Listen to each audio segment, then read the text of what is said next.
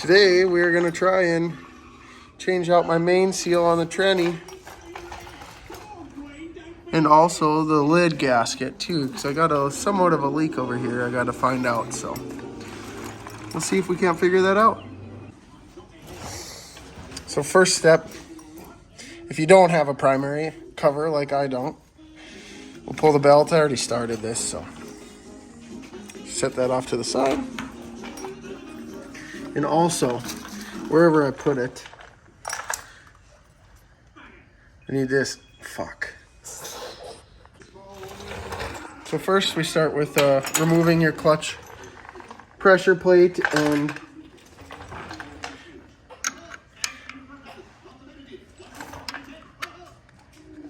sometimes you gotta hold it here, spin it off. Just a 9/16.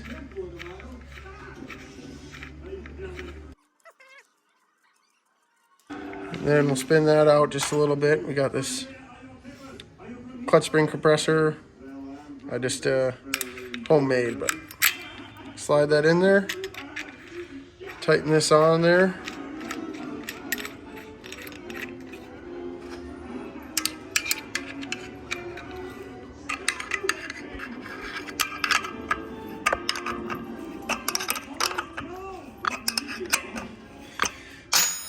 So you can remove your pressure plate nuts, these little castle nuts here.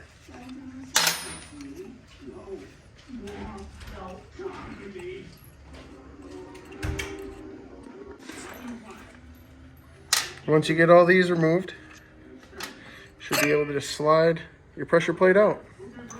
Set that off to the side here.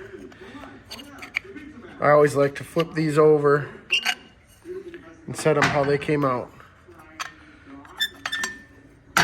Friction steel.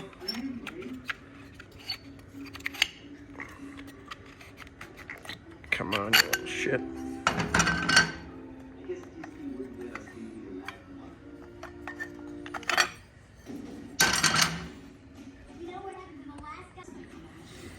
Now that we got all those removed, we can get to the clutch basket.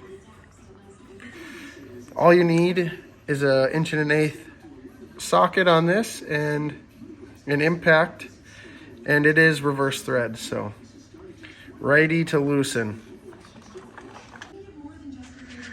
All right. Sometimes you're gonna have to hold it. Hold your clutch hub here.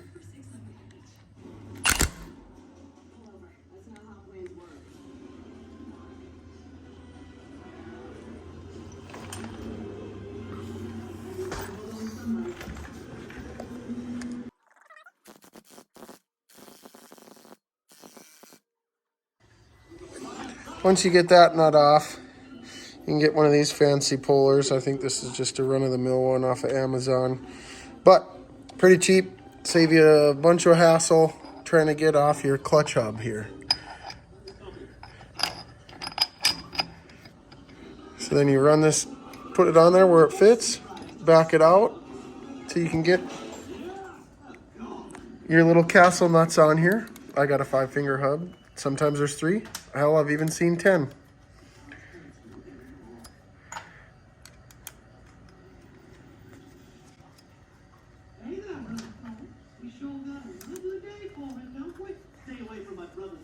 And I put the castle side out because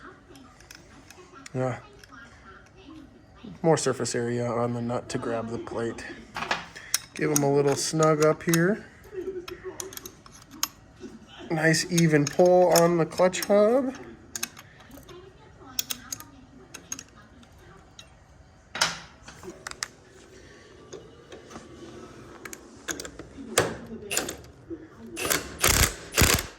And there it goes, just like that.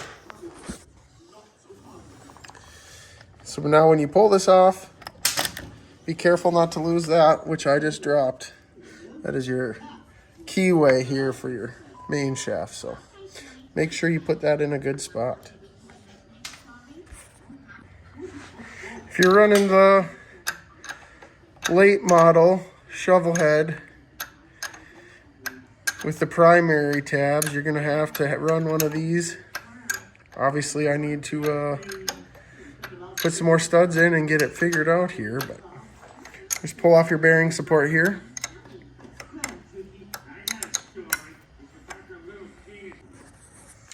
So then this should just slide right off. Might be a little tight, but that'll work. Definitely have a main seal issue here. Hopefully it's not a crack case, but. And then this one, this is also left-hand thread, and if I remember correctly, it's a big socket, and I had to custom make one here. Okay, now that we got that off,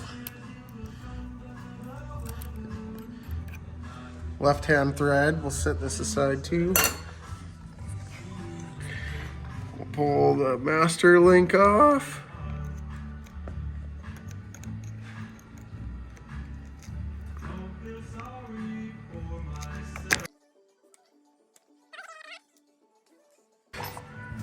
Once you get the chain removed, it's right-hand thread here.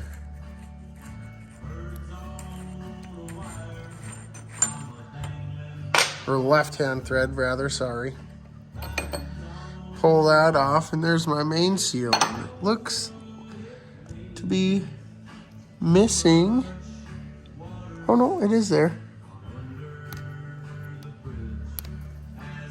Make sure you hang on to this if your new main seal doesn't come with it. And I can't get it out.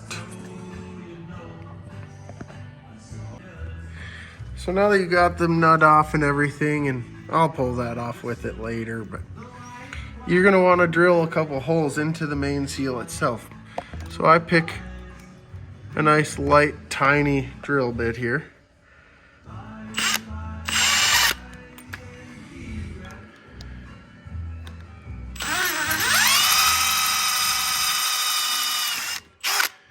Just a little hole on either side. I like to do both.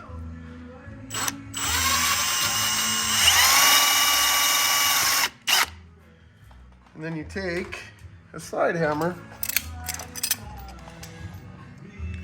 and thread that in there.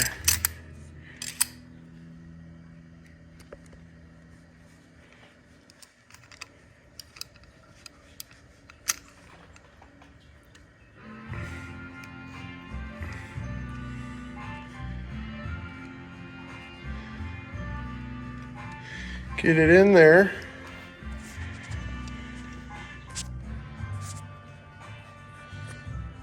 And start pulling.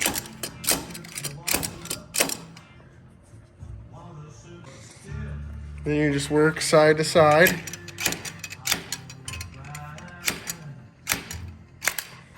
There it is. Main seal out. And this should slide out. And I find this helps if you put your new main seal on this and then slide it in together so it spreads.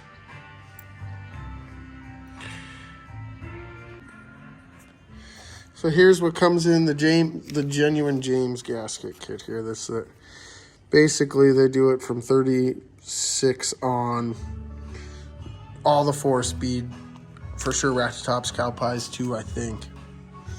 Mine didn't have this before, but that cork seal, you stuff that guy in there.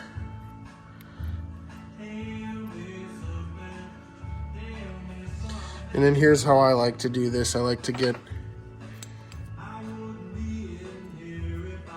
my main seal pressed on here, because otherwise, if you don't do that first, it always seems to roll the lips on here, because it's a double lip seal. It always seems to roll those in there, but if you do it this way, it seems to push more concentric and then actually just sets in really nice.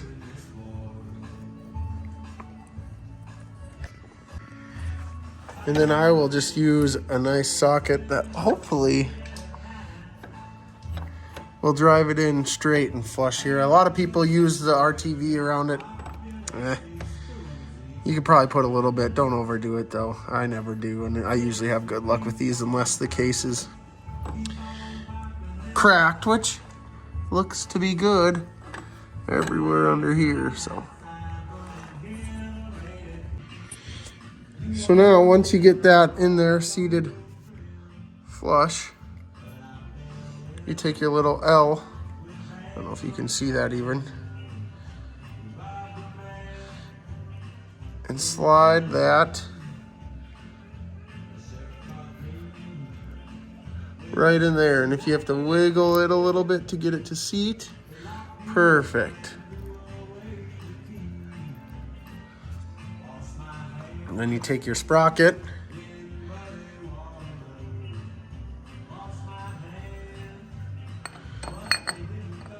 the lube the better, honestly.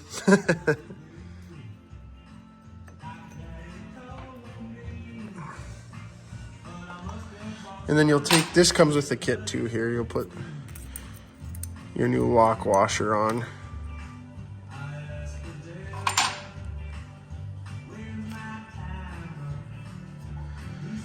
And just like before, it's a left-handed thread, so left to tighten.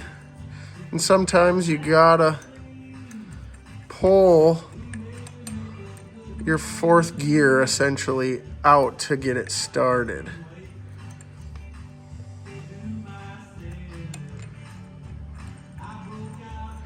And they're fine threads, so they're kind of a bastard to fucking start, but you'll know when it starts going.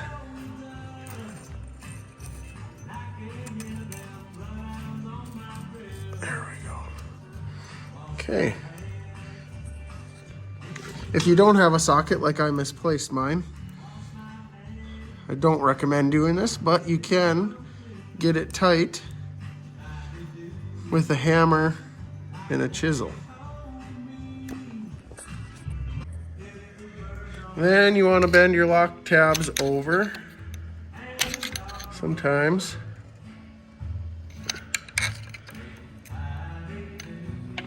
it's hard to do this one-handed.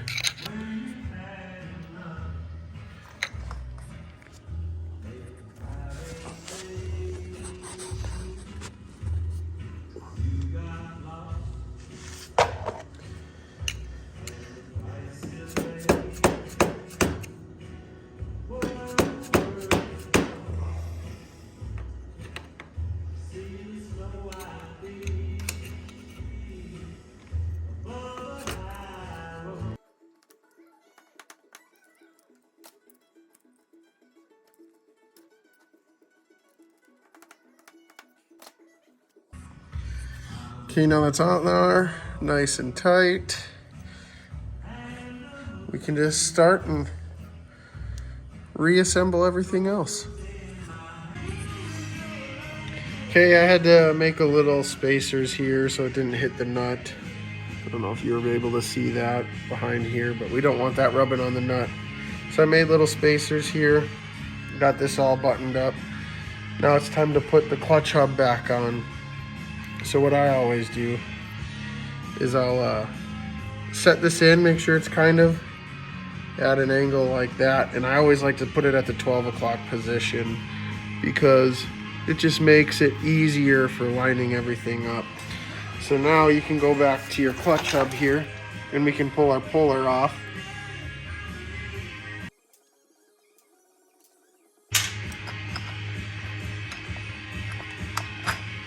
Pull that right off, grab it, and now you'll notice the keyway. We're gonna put that in at roughly 12 o'clock as well.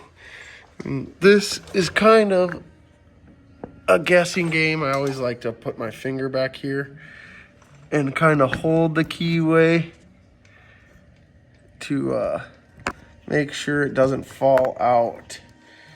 And it feels like it started, and if you look in closely, you can see, you probably won't be able to see, but it did start on. So once you get that there, you're gonna take your clutch hub nut, and remember this is also left-hand thread, so if I could start it here. I think she started. Let's see where my... impact is. And like I said before, it's 1.125". I gotta find my 1.125" socket, which should be right there. Yep.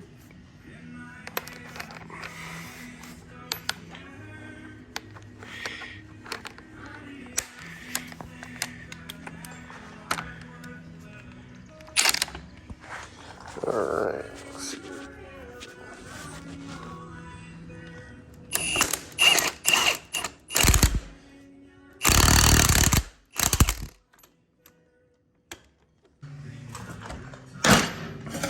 And now we can get back to assembling our clutch plates here. Friction, steel.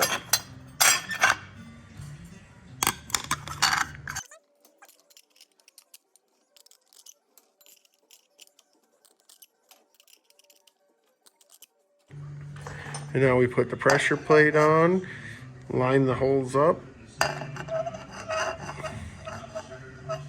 If I can find it here, just like that.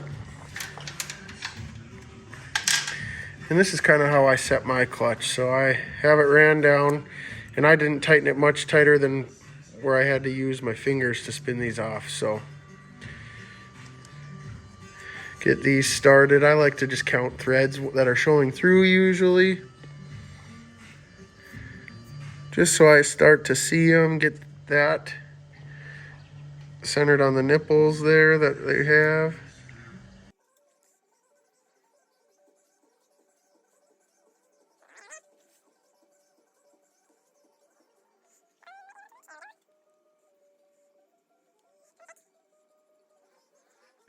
That one we might go right there. Perfect. And now we can back out our adjuster nut.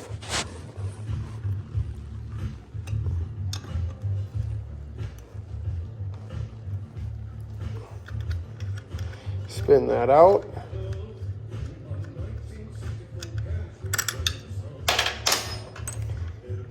And we can run our adjuster screw back in.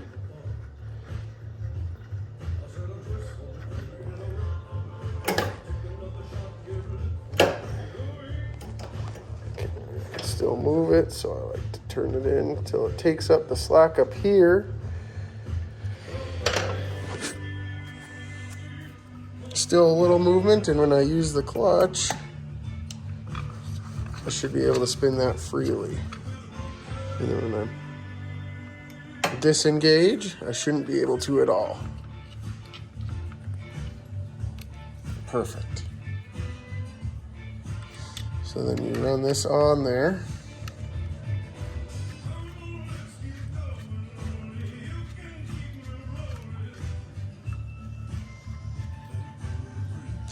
I got it snug now, so now I will need to grab my handy 9/16, hold on that adjuster screw with your screwdriver, and it's actually a lot easier to do it once the belt's on, because then you got the motor holding you back. So I will go ahead and put my belt on, and all right, I got the belt on. Little loose, not too bad, it'll hold. Snug that up. And that should be your main seal. And then see how I was saying it rolls freely. And now it's locked up tight, just how we want it.